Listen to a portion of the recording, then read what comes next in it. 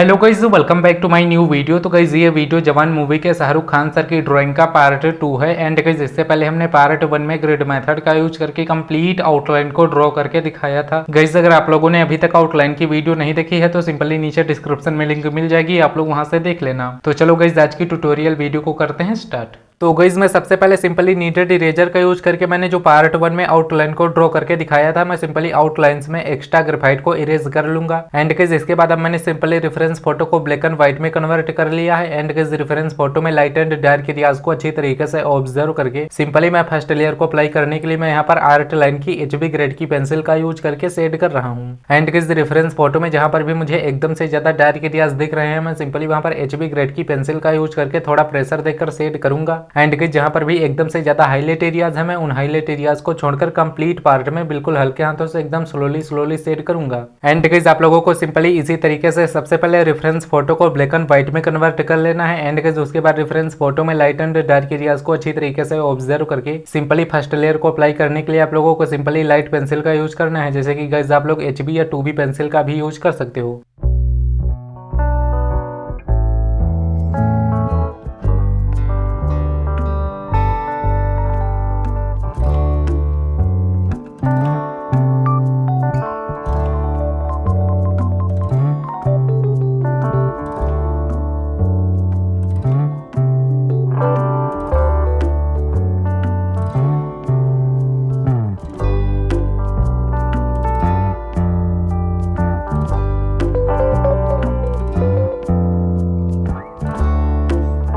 Guys मैंने art line की HB grade की पेंसिल से कंप्लीट फेस में शेड कर लिया है। इसके बाद गाइज अब मैं सिंपली मेकअप ब्रश का यूज करके कंप्लीट पार्ट में हल्के हाथों से ब्लेंड कर लूंगा।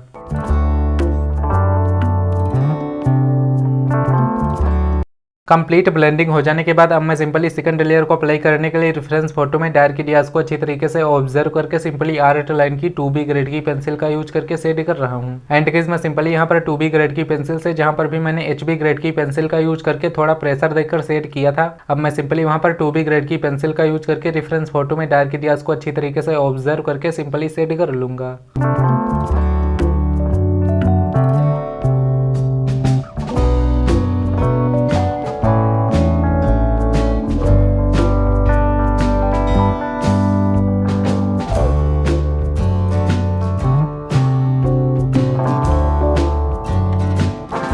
इसके बाद गाइस अब मैं सिंपली इसे भी पहले की तरह ही मेकअप ब्रश का यूज करके कंप्लीट पार्ट में हल्के हाथों से ब्लेंड कर रहा हूँ। एंड गाइस इसके बाद रेफरेंस फोटो में जहां पर भी मुझे और ज्यादा डार्क एरियाज दिख रहे हैं, अब मैं सिंपली वहां पर आर्ट लाइन की 6B ग्रेड की पेंसिल का यूज करके शेड कर लूंगा।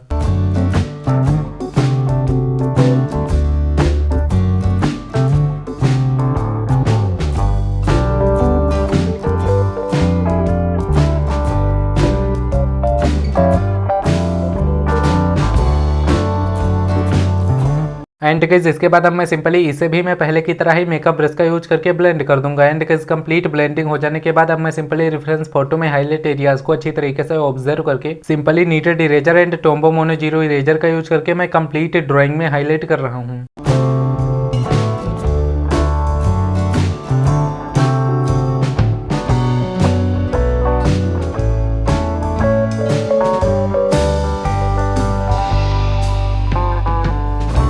बाकी गाइस इसके बाद अब मैं सिंपली हेयर को ड्रॉ करने के लिए सबसे पहले रेफरेंस फोटो में जो भी हेयर में हाईलाइट एरियाज है, मैं उन्हें अच्छी तरीके से ऑब्जर्व करके सिंपली किसी खराब पेन का यूज करके मैं सिंपली उसी के डायरेक्शन में स्ट्रोक लगा रहा हूँ। एंड गाइस इसके बाद अब मैं सिंपली हेयर में शेड करने के लिए कैमलिन की सॉफ्ट चारकोल पेंसिल का यूज करके सिंपली वैसे ही हेयर के डायरेक्शन में हल्के हाथों से ही शेड कर रहा हूँ। एंड गाइस अगर आप लोगों के पास कैमलिन की सॉफ्ट चारकोल पेंसिल नहीं है तो आप लोग सिंपली आर्ट लाइन की 8B एंड 10B पेंसिल का यूज करके इसी मेथड से कंप्लीट रियलिस्टिक हेयर को ड्रॉ कर सकते हो।